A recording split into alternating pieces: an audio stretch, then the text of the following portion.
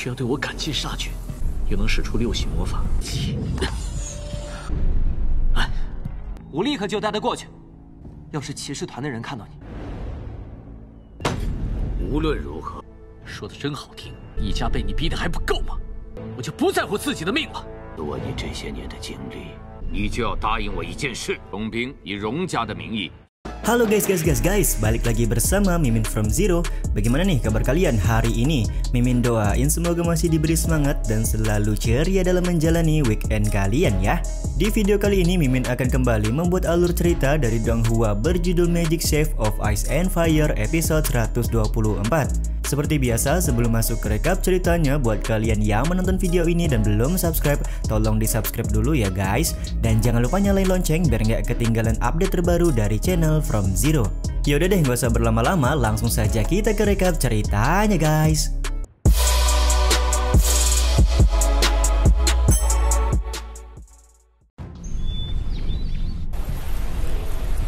Episode 124 diawali dengan Nian Bing yang mendapat penyembuhan dari Leontin Giok, pemberian dari Bibi Yu atau ibu dari Feng Nu. Nian Bing juga masih tidak habis pikir kenapa dia tidak bisa mengalahkan sang kakek, padahal saat ini sudah menguasai 6 elemen sihir sekaligus. Dalam kondisinya yang masih lemah, Nian Bing kembali kepikiran tentang dendamnya kepada pendeta Dewi Es. Kalau melawan kakeknya saja dia tidak mampu, maka tidak ada harapan sama sekali untuk membalaskan dendam kedua orang tuanya.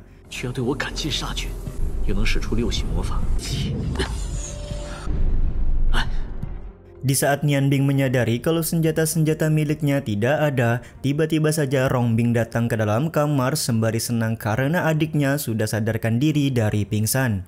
Tanpa berlama-lama lagi, Rong Bing langsung mengambilkan Nian Bing pakaian dan memintanya untuk segera meninggalkan kediaman keluarga Rong menggunakan token pribadi miliknya. Ternyata di saat Nian Bing masih pingsan, si kakek sudah memberi pesan kepada Rong Bing jika Nian Bing sadar nanti dia harus segera menghadap kepada si kakek. Bahkan si kakek mengancam akan menghukum Rong Bing jika dia tidak membawa Nian Bing ke hadapannya. Nian Bing sendiri kelihatan enggan untuk meninggalkan kediaman keluarga Rong, di mana dia juga paham kalau kakaknya akan mendapatkan hukuman jika dia pergi begitu saja tanpa sepengetahuan dari sang kakek. Beberapa saat kemudian di luar kamar muncul seorang prajurit yang meminta Rong Bing untuk segera membawa Nian Bing ke hadapan si kakek jika dia sudah sadarkan diri. Hal ini pun sontak membuat Rong Bing segera meminta Nian Bing untuk mengganti pakaiannya dan pergi secepat mungkin dari kediaman keluarga Rong.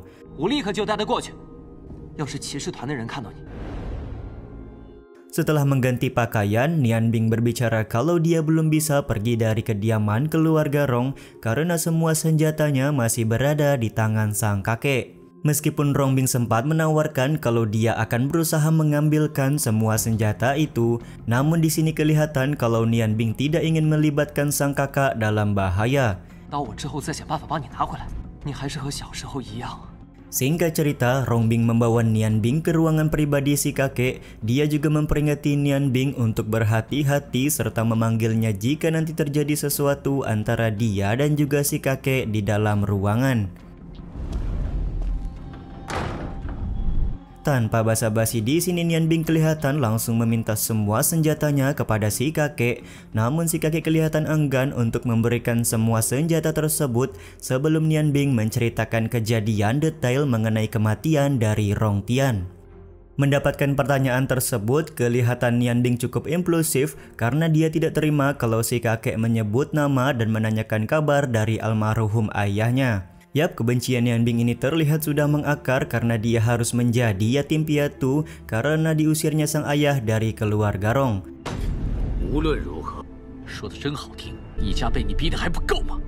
Meskipun Nian Bing masih emosional, si kakek tetap bertanya secara baik-baik tentang kejadian detail kematian dari Rong Tian anaknya. Namun ya begitulah, Nian Bing tetap menolak menceritakan kejadian masa lalu tersebut. Karena Nian Bing sudah berkeras, si kakek pun menawarkan sebuah kesepakatan di mana Nian Bing boleh mengambil semua senjatanya asalkan dia mau mewakili keluarga Rong dalam kompetisi penyihir yang akan dilakukan sebulan lagi.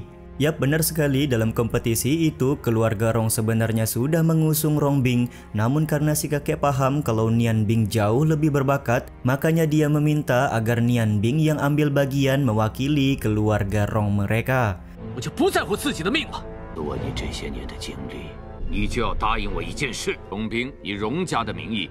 Aku akan mengikuti kompetisi tersebut, namun di kompetisi itu aku akan mewakili Kekaisaran Bulan Es, ucap Nian Bing kepada si kakek. Lagi pula menurutnya sang ibu berasal dari Kekaisaran Bulan Es, jadi wajar saja jika Nian Bing mewakili Kekaisaran Bulan Es di kompetisi penyihir tersebut. Sontak hal ini membuat si kakek sangat marah karena diketahui kalau keluarga Rong dan Kekaisaran Bulan Es adalah musuh bebuyutan. Kondisi ini pun pada akhirnya membuat si kakek menunjukkan kepada Nian Bing apa yang sebenarnya sudah terjadi sebelum Rong Tian meninggalkan keluarga Rong.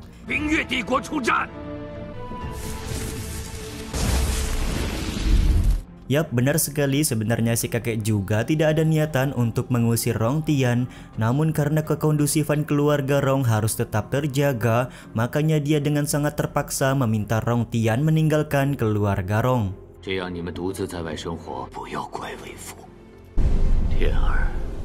Setelah memperlihatkan semuanya kepada Nian Bing, emosi si kakek pun terlihat mereda karena bagaimanapun juga Nian Bing masih tetap cucunya juga. Dia kemudian menyerahkan semua senjata yang dimiliki oleh Nian Bing dan membiarkan Nian Bing pergi meninggalkan kediaman keluarga Rong. Nian Bing, sebelum Nian Bing pergi, si kakek sekali lagi dengan lembut bertanya kepada Nian Bing apa yang sebenarnya sudah terjadi ketika Rong Tian meninggalkan keluarga Rong dan pergi ke pagoda Dewa Es pada saat itu. Nian Bing yang emosinya sudah mereda pada akhirnya menceritakan 8 tahun yang lalu dia bersama dengan ayahnya pergi ke pagoda Dewa Es untuk membawa ibunya kembali. Namun pada saat itu kondisi mereka sudah terpojok dan hanya Nian Bing yang berhasil selamat dari kejaran orang-orang dari pagoda Dewa Es. Diketahui Rong Tian lah aktor utama yang menyelamatkan hidup Nian Bing. 只有我坠落悬崖，直到最后都在战斗。 派人在暗中保护你们，因为你们都死在了那里。 Si kakek kemudian menceritakan sebenarnya setelah Rong Tian pergi, dia sudah mengirimkan beberapa orang untuk mengawasi Rong Tian dan juga Nian Bing. Di saat Rong Tian dan Nian Bing pergi ke pagoda Dewa Es, si kakek sudah tidak pernah mendengar kabar dari mereka berdua, serta mengira kalau mereka sudah mati di tangan pagoda Dewa Es. 这些我都知道，你自己已经把一切都解决，真的很让我骄傲。 Hingga bertahun-tahun kemudian muncul seorang koki hebat bernama Nian Bing di Kekaisaran Bulan Es yang membuat si kakek juga mendengar kabar tersebut. Sejak saat itu si kakek mengetahui kalau perkembangan dari Nian Bing begitu pesat. Terlebih lagi si kakek juga ada mengirimkan orang untuk membantu Nian Bing ketika dia berada dalam bahaya. Namun ya begitu, ternyata Nian Bing selalu saja berhasil lolos dari semua bahaya yang menimpanya. Nian Bing, Anda benar-benar membuat saya bangga, ucap si kakek sebelum Nian Bing pergi meninggalkan ruangan.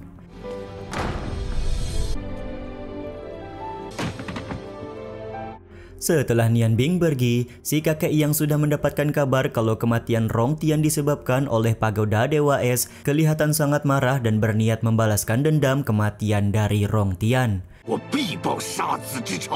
Sementara itu di luar ruangan, Nian Bing memberitahu kakaknya kalau sang kakek sudah mengembalikan semua senjata yang diambil. Di saat itu pula Nian Bing memberitahu Rong Bing kalau dia akan mengikuti kompetisi penyihir yang akan dilaksanakan 1 bulan lagi. Dan terkhusus Nian Bing meminta kakaknya untuk tidak segan-segan jika mereka nanti dipertemukan dalam sebuah pertarungan. 我就要冲进去了。如果我们在赛场上相遇。 Rong Bing pun meminta adiknya tidak perlu khawatir karena dia tidak akan segan-segan jika bertemu dengan Nian Bing kelak. 就被一个女的认成了你。 Di saat yang bersamaan, Nian Bing bertanya tentang seorang wanita yang dia temui beberapa waktu yang lalu di dalam kota dan sepertinya wanita itu sangat mengenal Rong Bing. Pucuk dicinta ulang pun tiba-tiba saja wanita tersebut muncul di hadapan mereka berdua. 我还没结婚呢，你哪来？嫂子，这不就来了吗？ 是当今化天大帝最宠爱的孙女。Diketahui kalau wanita ini bernama Hua Yi dan dia adalah tunangan dari Rongbing. Ternyata Hua Yi ini sedari awal sudah mengetahui kalau orang yang dia temui di dalam kota pada waktu itu bukanlah Rongbing, dan Nian Bing pun merasa malu karena penyamarannya tidak sebaik yang dia pikirkan. 嫂子这个称呼我喜欢，我和荣斌青梅竹马，就算是化成灰我也认的。我还以为我伪装的多天眼。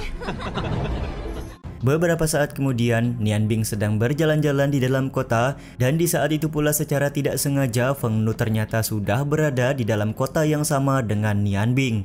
Dan yap, keberadaan dari Feng Nu ini tentu saja diikuti oleh beberapa orang dari klan Phoenix yang tidak bisa melakukan upacara rutin mereka jika Feng Nu belum ditemukan. Scene kemunculan dari Feng Nu dan juga klan Phoenix ini juga sekaligus menutup episode 124 kali ini ya teman-teman. Ya udah deh, sampai di sini dulu aja video kali ini. Mohon maaf jika masih banyak kekurangan dan kesalahan dalam penyampaian kata-kata ya. Terima kasih buat kalian yang udah nonton dan jangan lupa subscribe serta nyalain loncengnya ya guys. Mimin selaku penulis narasi, tukang voice over dan tukang edit video pamit undur diri. Salam hangat, see you in the next video. Bye bye guys, see you next week.